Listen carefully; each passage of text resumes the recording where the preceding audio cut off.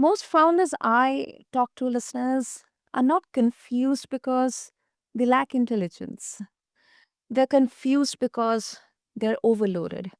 Too many inputs, too many opinions, too many stakes riding on every single decision. When you are building something from nothing, chaos feels normal. But chaos quietly taxes your belief. And when belief erodes, speed dies. Today's guest has lived at the extremes of pressure: Olympic level competition, world records, multiple technology startups, and decades studying how high performers make decisions when fear is loud. He argues something that might make some founders uncomfortable, that most businesses do not fail because of money, product, or talent. Not to think, um, but they fail because of fear and unresolved doubt. And instead of motivational talk, he built a system, a repeatable decision framework rooted in neuroscience called the BOODA Doctrine. Not to think better someday, but to decide faster today. So, welcome listeners to the BizBlend podcast. I'm your host, Sana, and today's conversation is for founders, entrepreneurs who feel stuck between urgency and uncertainty. So, if you are carrying debt, doubt, or distraction, stay with us because clarity is not a feeling, it is a process. And listeners, meet my incredible guest, Patrick Sweeney. Patrick, welcome to BizBlend. It's really an honor to have you here. Well, Sam, it's great to be here. Thank you so much for having me on the podcast. And thanks to all the listeners who are tuning in. I really appreciate you giving your time to listen to our conversation. Absolutely, absolutely. Patrick, let me tell all the listeners that, back last year when I did another podcast, Healthy Mind, Healthy Life with Patrick, something that I learned for the first time, heard for the first time is the OODA loop, Mm. the observe, orient, decide, act loop. And it was developed in the U.S. Air Force. So, and Patrick kind of touched down on the Buddha loop here. So we'll definitely explore that in today's conversation, listeners. But before that, Patrick, let me ask you that um, you say chaos is not the real problem here. Lack of pattern is. So, when a founder has so much on the plate, like juggling debt, team Mm. pressure, then there is economic market uncertainty. How exactly the Buddha doctrine turned chaos into something actionable? How does it become relevant here? So the thing that most founders face is this illusion of agreement. So if you've got a team, if you have 3 or 4 people working for you, if you have 3 or 400 people working for you, it doesn't really matter because people tend to use the same words and we want to innovate. We want to have supremely satisfied customers. We want to be the fastest, the most expensive, the least expensive, whatever it is.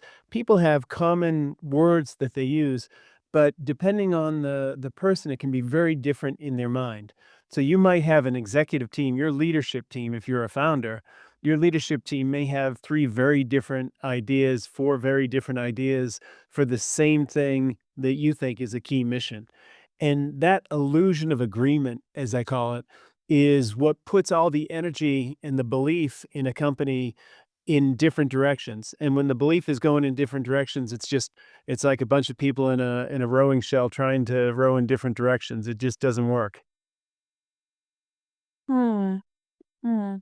And And that's where and Sana, that's what creates the chaos, right? If somebody says we want to be the most innovative, let's call it home patient monitoring solution in the world, then for one person who, if the CEO is a former heart surgeon, like one of the companies I advise, she's going to say, well, we need to have clinical trials and this needs to be FDA approved and we have to go through this whole process. And that's to her thinking that she's going to be the best home health monitoring system there is. Well, the business development guy might be thinking, well, we need to get something out in our app quickly. We need to get users testing it. We need to get feedback. That's what will make us the most innovative. So everyone thinks, okay, we want to be the most innovative, but they all have different ideas to what they mean. And that creates this chaos. What you have to learn to do to be successful and really get past these sticking points is turn that chaos into a cadence. Chaos into cadence. That's a good one. And I think it holds much more importance right now because not only we have different voices and opinions and thoughts to cater to surrounding us or physically, but then socially and online as well. So I think it's becomes more and more challenging as well at the same time. Yeah, absolutely. And AI adds to the challenge, I think, in many ways. Yeah, yeah, agreed, agreed. You also talk about something called the belief glut. Like, TMI, too much information, too many opinions, yeah, as you explained, and then not enough conviction. Um, how exactly all of this chaos that shows up in a founder's day-to-day behavior? Hmm. Yeah, it's, like you were saying at the start of the conversation, Sana, startups don't fail because founders are lazy or they're underprepared. They fail because that doubt creeps in before their conviction, their belief has a chance to harden. So the way I talk about the belief gap and the belief glut in the new book, The Founder's Creed, is you have a vision as a founder, as an entrepreneur, where the world can be 5 years from now with your service or your product, or 10 years from now. You have this vision of where the world can be. That's on one side of the spectrum. On the other side of the spectrum is where the world is today. And that's what everyone believes. Everyone from your mom and dad to the first investor you talk to the first customer. They see the world as it is today. So the gap between your vision and what the rest of the world sees is what I call the belief gap. You, as a founder, have 100% belief that you can cross that gap. So now what your job is to convince internal supporters, so employees, angel investors, advisors, to cross that gap with you. And you also have external people that you have to convince to cross the gap. So investors and analysts and journalists and supporters. So you've got internal and external belief that you have to be building as a founder, and there's always a risk if you're not listening to the market, if you're not observing with an unblinking eye what's happening in your business, that you get stuck in what I call the belief glut. And that actually came that the phrase came when I was talking with one of my friends who's a Boston-based venture capitalist, Mike Troiano, and I was explaining the belief gap to him, and he said, I've seen as many companies fail from a belief glut, and what the belief glut is they have such strong belief that they're sitting in their garage or their basement. They're making beautiful PowerPoint slides. They're filing patents, and they're doing this for months at a time. And they have no sales. They have no product market fit, and maybe they have no investors.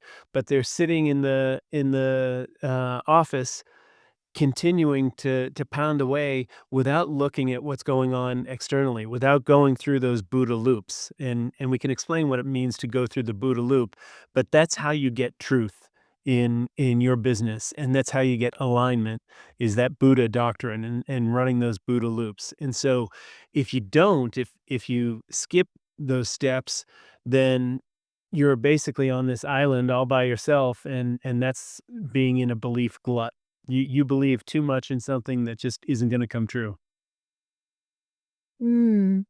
One thing that really piqued my interest is how you have to sometimes convince especially internal stakeholders. It could be your family members or your immediate maybe board members, investors, and then also external stakeholders. But especially I think this is something that is also valid in even a normal person's day-to-day life, especially Like if I'm going to take a big risk, which I feel after doing a very conscious analysis that yes, this is going to probably reap benefits for me in the long run, but then that is something against what, let's say, my father won't believe, because there's a huge generational gap in there. I think it becomes such an elephantine task to you kind of convince him, like, how good it is right now, because the point of view from where he is seeing this, or thinking, or even connect, like talking to me, is something that was not relevant maybe 15, 20, 30 years back. Well, that is the nature of belief, right? If he was someone critical, then you want to have him convinced that your vision and your belief isn't fluff, that your belief is fuel. It's what's going to power you forward, and it's what gets you excited. Now, with your father, that's a very different. It's a very different. Let's call it sell, right? Right, because you're trying to convince him that you're not gonna do something stupid, and he, as a loving father, just wants the best for you, right? So you're not trying to get money from him or anything else, but, what you have to convince him is that you don't wanna just manage a business, you wanna lead a movement, and to do that, you've gotta start your own company, you've gotta be the one in charge taking the risk, and what you're comfortable with, and this is what great founders are all completely comfortable with, is uncertainty. You're okay to take that first step onto the tightrope that I talk about in the book, that goes from one tower in New York to the other tower, and do the tightrope walk across, and you're okay with that uncertainty. Your father, who's, older and probably more conservative and is concerned about you, may not understand that vision. So your job is to help him get that belief and to help him share your belief, because belief that's unshared, and this is true, Sana, for founders and entrepreneurs, especially, when they're starting to scale from maybe 5 employees to 50 employees. Belief that's unshared is a hallucination. And belief that's multiplied by every new hire is traction, and that builds momentum. That's such a powerful highlight from this conversation, listeners. I have taken a mental note of that, and I request all of the listeners as well to do the same, because that is so, so right. That is so on point, Patrick. Well, and son, I'm happy to talk to your father. Please, Yeah, please. Patrick's on the phone. Oh, wonderful.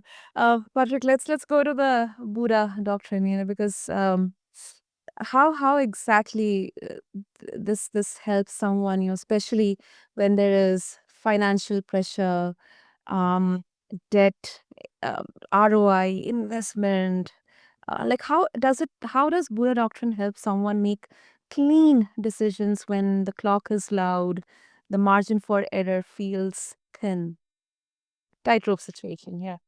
So, Sana, that's the absolute key, this is such a big takeaway for all your listeners. It might be the most important part of the conversation, that Mm. there isn't a good, tight decision. There isn't a perfect decision.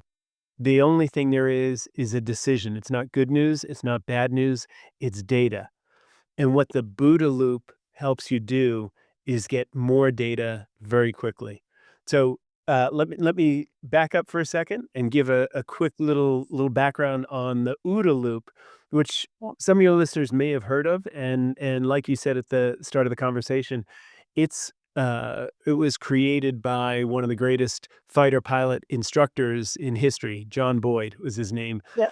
and he never lost a dogfight. In 10 years as an instructor, at the Air Force version of Top Gun, he'd let students get right behind him, what fighter pilots call on your six, and he'd say within 40 seconds, he could maneuver and kill the other pilot, get him in radar lock and kill him, and he never lost, in 10 years as a, fighter pilot instructor. And what he wanted to do was try and figure out how to teach other students the same way that he thought and he fought. So he came up with this thing called the OODA loop: observe, orient, decide, and act. And when you observe, you're looking at all the data and everything you know about the situation. When you Mhm. orient, that's actually the most important step. What you're doing is you're taking that information and you're filtering it in. Most people only filter based on where they are in life and what other people have put into their subconscious mind, right? Their teachers, their parents, their brothers and sisters. And so it's that orientation phase that you really have to look for different things and decisions and data. And then you decide and you act. And as soon as you act, you're going to come up with more data. And the key to winning in your marketplace is getting through these OODA loops as quickly as possible. And that's what I meant by the cadence. And so the cadence is how quickly you can run an OODA loop. Now, an OODA loop works for Top Gun pilots because they already know that they're the best fighter pilots in the world. They know they have the best airplanes in the world. They've got more training hours than anyone else. They've got the most sophisticated navigation systems and weapon systems. So they're indoctrinated with belief. So they can run the OODA loop with this incredible unwavering belief in themselves, right? Because the Air Force or the Navy has just printed that on them over years of training and indoctrination. And everybody knows it as well.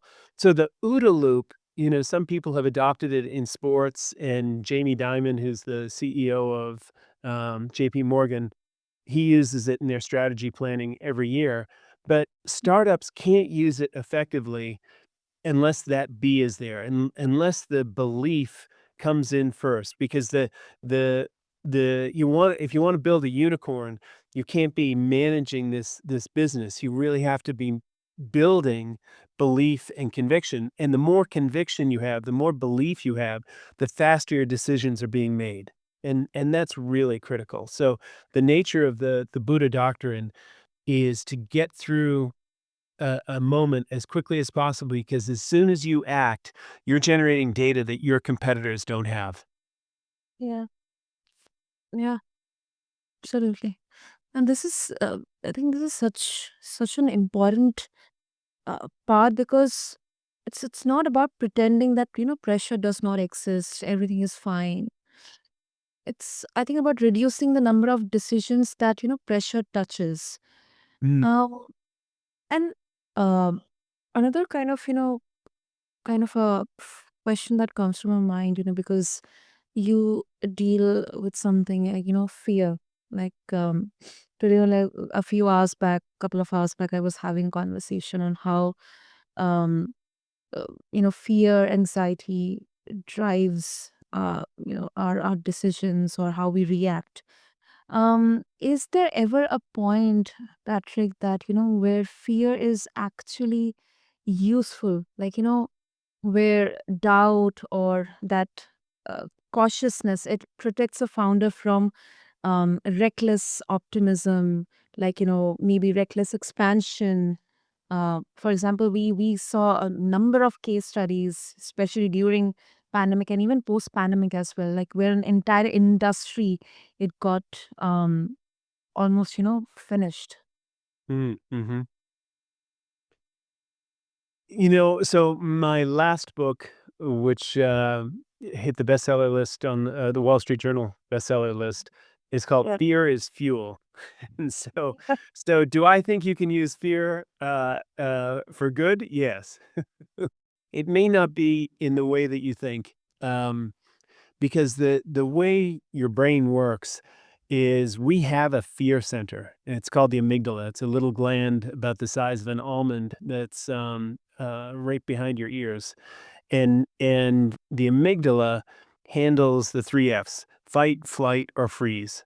And that's what happens when you get scared. Your amygdala activates. It takes over the thinking part of your brain, which is called the prefrontal cortex, which is where you make decisions, and it wants you to fight, flight, or freeze. And this is what explains, when people say they got so mad they saw red, or they were so scared, they couldn't move a muscle. And these are the reactions from the amygdala. The amygdala is running a 2 million-year-old piece of software. So it Mhm. really is only designed to help us procreate and move our next, get the next generation of our species moving forward. And that's the only thing it cares about, is keeping us alive to procreate. And while that might be fun, it doesn't help us in our day-to-day jobs, right? It doesn't help us when we have to make a decision, because there's really only two ways to make a decision. You either make a decision out of fear because you're afraid something's going to happen, or you make a decision out of opportunity because you think that there's something you can do there that is going to really benefit your company or yourself. And so if you're making those decisions out of fear, that almost always leads to regret. So what you have to do when you start to feel that fear, you have to lean into it and understand that you're getting a signal from the world that there's an opportunity for you here. It might be scary because you don't know the outcome, and our brain is wired, and that software is there to predict outcomes, right? Our brain is a prediction engine. We continually try and find the next thing that's going to happen, and when it doesn't happen the way we expect it, we get this uncertainty, and it produces something. Carl Friston is a brilliant neuroscientist, calls free energy. And so that free energy is what makes us feel scared when people say they're scared. So I think the thing that fear does is it gets more oxygen into your brain, it gets more oxygen to your muscles, it clears out your digestive system, it dilates your pupils so you see better, you hear better, you're in a better state to perform. So when you get that jolt of fear, if you can take a couple of deep breaths, and I teach something called a 4x4, which is breathe in to a count of four, hold for a count of four, breathe out to a count of four. Navy SEALs call this box breathing. Got And you. what that does is really interesting from a neurological perspective. Your brain gets information two ways. Top down, which is everything from the outside, what it sees, what it hears, what it feels, and then bottom up, which is everything from the inside of the body. So if it's getting bottom up information, that we're not hyperventilating, we're not breathing super fast, we're breathing nice and control and calm, then it sends a signal to the amygdala saying, hey, we probably aren't in trouble because we're breathing normally and we're acting normally. So the amygdala will start to shut down. And so that idea that fear can be your early warning system for opportunity is really a great way to think about it. When you start to feel fear, you should stop and ask yourself, well, what's the opportunity here? What can I gain from this? What can I learn from this? What is the universe trying to show me that I need to learn? Data. Data, exactly, exactly. More data. No good news, no bad news, only data. And only data. Yeah. And before we conclude, I think this is also kind of a very interesting, question. Now, we are now bringing so many other aspects into leadership, and especially around founders, talking about intuition, emotional intelligence. Now, some founders, they really pride themselves on intuition. So when probably they would hear about Buddha, and, they may worry that, it would turn leadership into a formula. So what do you say to them who believe, to leaders or founders who believe systems dull instinct? Okay, I would easily tell them that with the Buddha doctrine, these systems open up opportunity for real value decision making. Because one of the things that, remember, I talked about that illusion of agreement.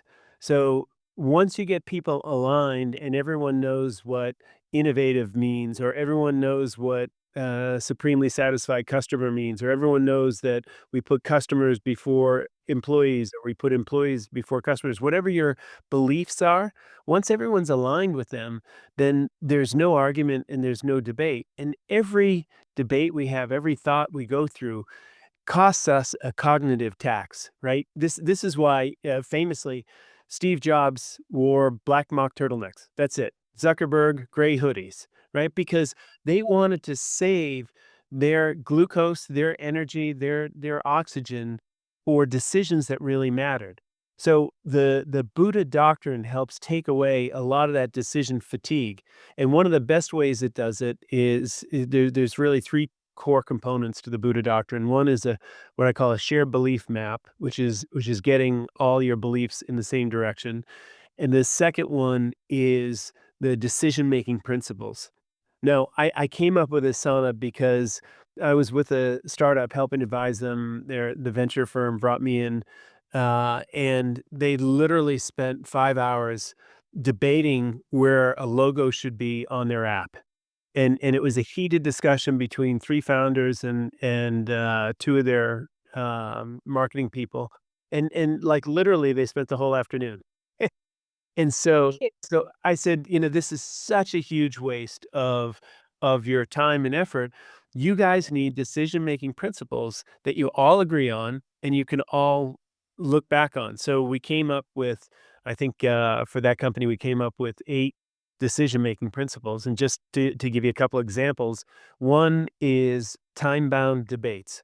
So we said the thing we're gonna do onset of a meeting is set a time limit, 45 minutes, 60 minutes, whatever it is, but we're gonna have a time limit, and we're gonna have a single-threaded owner, meaning one person who's responsible for whatever it is we're debating. So if it's it's a debate about the landing page on your website or on your client's website or something, you would say, "Okay, well, Sana's in charge of that. She's the single-thread owner. We're gonna debate it for 44 minutes, and at 44 minutes, she's gonna tell us what she decide because this isn't a democracy.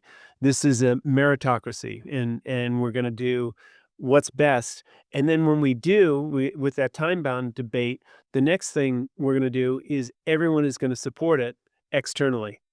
So no one's gonna get on Slack and say, "Oh, such a stupid idea. I can't believe they went that way."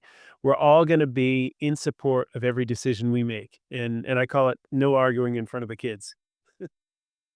Yeah. But but those once you make a set of principles like that, once you put your decision-making principles in place, you carve out so much room for important things like innovation, like strategy, like, HR and employee development. So having those systems in place really give you more energy and time and efficiency for the things that make you a great leader. Yeah, yeah. And you actually really gave a practical example because um I absolutely um I prefer to work in a specific structure or a process. And I mean, even if it's a chaotic situation, at least there should be a defined structure to manage that, because sometimes even, contemplating the worst of the situations, I think at least that contemplation, that thinking, that analyzing at the back of the mind, that what is the plan A here, what could be the plan B, if plan B also doesn't work, what is the plan C here. I Mhm, think that is something mhm. I have learned through in the early years of my professional life, through some really, really hard choices or decisions and moments. Yeah, I had to learn it along hard on the way. Yeah, along the way. Well, those are oftentimes the best lessons, and it may not feel like it at the time, but, a lot of times you look back on it and say and that was the case with my first company with ServerVault, the first, cloud hosting company in Northern Virginia, and we ended up expanding throughout the world. I raised $35 billion and combined with another company, we had a $350 million exit at the end, and it was just an amazing experience, but I think I made every single mistake a first-time CEO could make. And it was incredibly painful to learn the terms that I didn't understand in the term sheet and how they impacted us later, the, level of integrity of the venture capitalists we brought in, and, some were good and some were thieves and just all sorts of drama, and pain at the time, right? It's painful, embarrassing, it's angering, but then looking back on it, that first company is what allowed me to build 4 other great companies, and so, everyone goes through those painful moments. It's what we do with the information from the pain that really determines what our future is. Exactly. 100%. Amazing. So, Patrick, before we conclude, I think our listeners, especially all the founders and entrepreneurs who are listening, they would love to explore more about the Buddha doctrine and your book, and also connect with you. I'm very sure they would have their own thoughts and opinions after this conversation. So, what would be the easiest way? Well, I would love to hear from everybody, and, the easiest way is to get me on LinkedIn, which is The Fear Guru, and, the same on Instagram, The Fear Guru, and I'm happy to speak with any of your listeners, and I'd love to hear their thoughts on the Buddha doctrine. And, of course, you can get the book, which is being released in March, but it's up for pre-order now at a 25% discount, and that is thefounderscreed.com, and thefounderscreed.com.